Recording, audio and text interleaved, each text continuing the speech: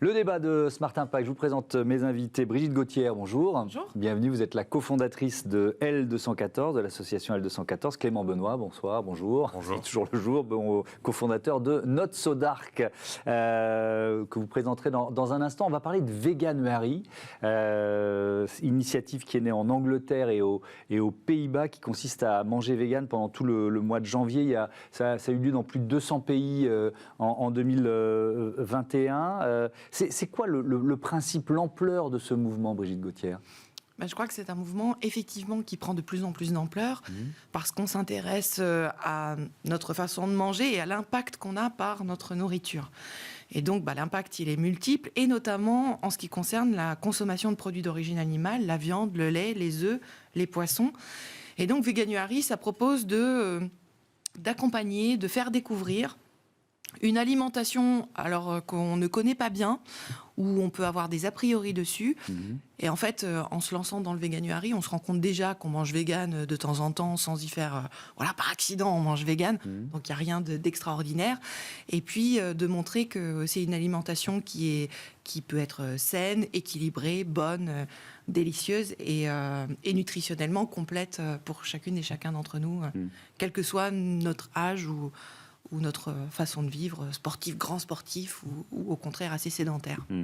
Clément Benoît, c'est quoi Not So Dark en quelques mots, et puis pourquoi vous avez décidé de participer à Veganuary ? Not So Dark, c'est une start-up de la food tech qui a pour ambition de devenir le plus grand restaurant du monde sans opérer de cuisine. Vous allez me dire comment est-ce qu'on fait ? C'est assez simple. En fait, on crée des marques virtuelles qui sont uniquement disponibles sur les plateformes de livraison, qu'on propose à des restaurateurs existants d'opérer dans les quelques mètres carrés qu'ils ont de disponibles dans leur cuisine. Pourquoi est-ce qu'on a accepté de participer à ce mouvement ? On a développé plusieurs marques dans le domaine du végétal. On pense que c'est l'avenir. Très sincèrement, on voit l'évolution du marché, de la consommation, et on se rend compte que c'est véritablement une trend qu'il faut qu'on adresse. On est convaincus, on a des équipes qui sont jeunes au bureau, qui sont véganes, qui consomment de plus en plus de véganes, et on est convaincus que utiliser Not So Dark, qui est une start-up en forte croissance et qui a la possibilité de diffuser le vegan a été une bonne initiative. Parce que vous avez des marques qui sont 100% végétales, c'est ça ? J'ai vu Végédal ou Vétacos. Exactement, et on en ouvre une troisième dans peu de temps qui s'appelle Pids, qui est une pizza. On a reproduit l'équivalent de la pizza, de Pizza Hut en vegan. D'accord. Mais vous cuisinez aussi des plats à base de viande. Enfin, il y a un peu de tout dans ce que vous proposez chez Not So Dark, c'est ça ? Nous, on développe beaucoup de marques. Enfin, c'est notre business de développer des marques fortes. Donc, on développe pas seulement des marques véganes, mais aujourd'hui, sur les 6 marques que nous avons chez Not So Dark, 3 sont véganes. Oui, c'est intéressant. Ce qui est intéressant aussi, c'est la tendance, Brigitte Gauthier. La consommation de viande, elle baisse en France ? Petit à petit. C'est une très légère baisse, justement. On a regardé 86 kilos par personne et par an en 2019, c'est passé à 84,5 oui, on peut pas l'année dire d'après. On a fait un super régime là. Enfin, oui, effectivement. Mais ça représente quand même pas mal de quantité quand on multiplie par le nombre d'habitants, quand même. Non, effectivement. Il faut voir cette tendance comme étant très positive. Mais on est en deçà des objectifs qu'il faudrait qu'on se fixe vis-à-vis des enjeux éthiques, vis-à-vis des animaux. On a quand même 8 animaux sur 10 qui sont abattus, qui viennent d'élevage intensif. On tue 3 millions d'animaux par jour dans les abattoirs en France. Donc c'est juste énorme la quantité de viande qu'on mange. On sait que cette consommation, elle a aussi un impact sur le climat. Gaz à effet de serre, bien sûr. Par exemple, manger végétal, c'est 6 fois plus efficace que manger local en termes d'émissions de gaz à effet de serre. On ne le sait pas toujours.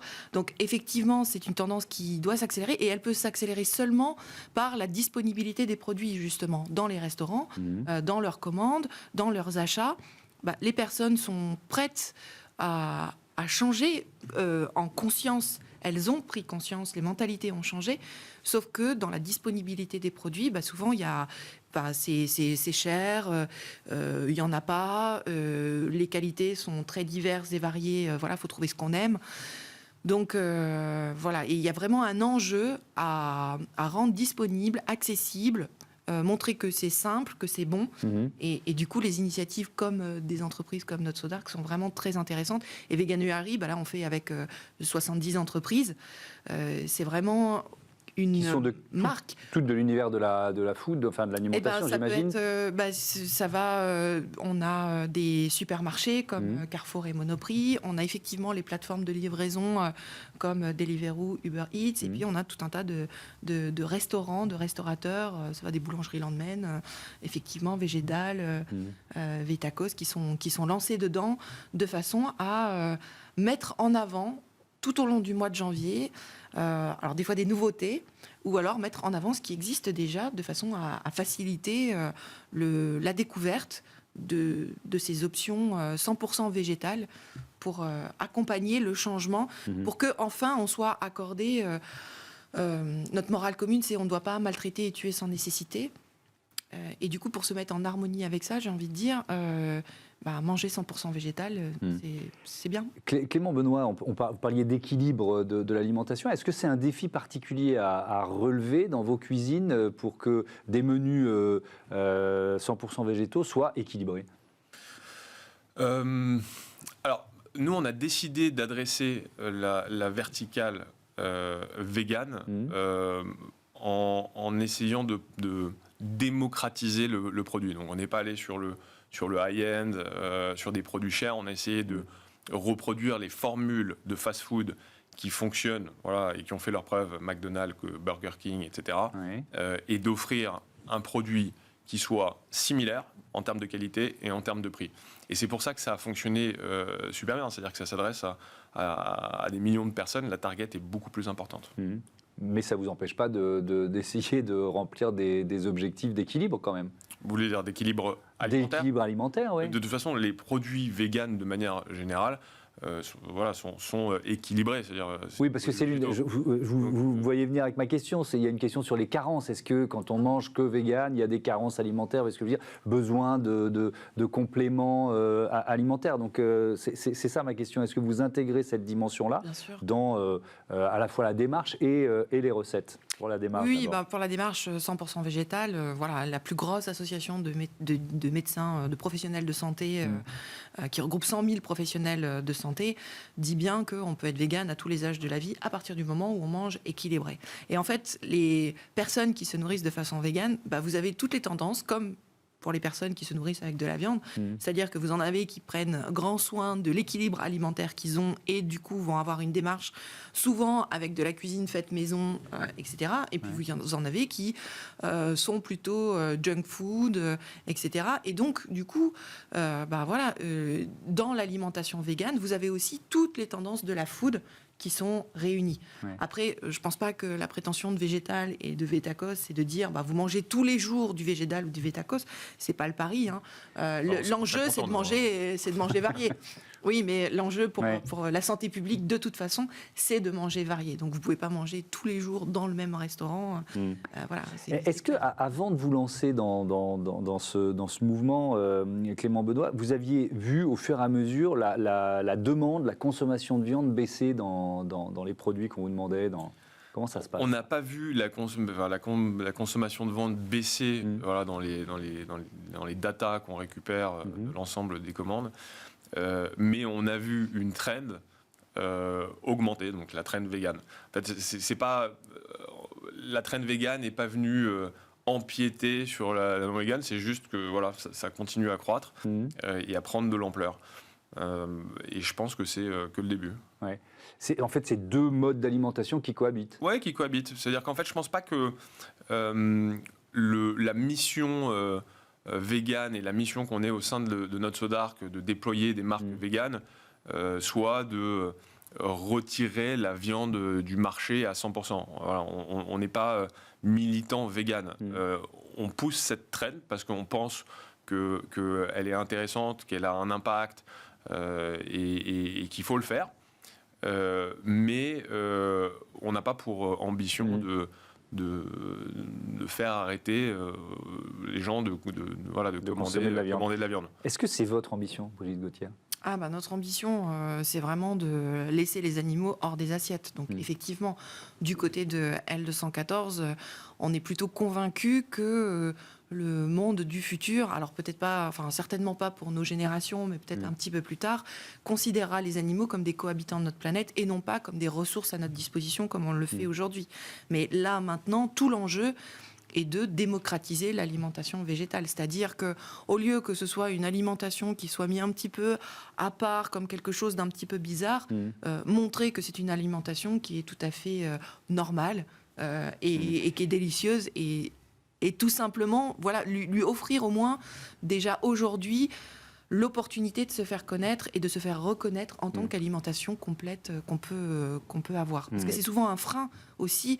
Les gens disent « Ah bah oui, moi j'aimerais bien manger végétarien, manger 100% végétal, mais je ne sais pas comment faire. » Voilà, c'est montrer que c'est tout simple, que c'est très bon. Et on commence par un mois et puis après on verra bien. Et c'est vrai que L214 est connu pour ses vidéos chocs qui dénoncent les conditions d'élevage, la maltraitance animale. Là, on est plutôt dans du soft power en quelque sorte avec Veganuary, on l'a bien compris. Vous l'avez un peu évoqué, mais pourquoi, alors là je suis sur l'axe environnemental, pourquoi on ne peut pas continuer sur notre modèle d'alimentation actuel selon vous ? Notre modèle d'alimentation actuel, alors sur la question animale, je pense que ça fait pas débat, on voit bien. On a entendu vos arguments, mais sur la question environnementale. Sur la question environnementale, en fait, aujourd'hui, la production qu'on a, elle est tellement gargantuesque, y compris en France, que effectivement, il y a un sujet en termes d'émissions de gaz à effet de serre.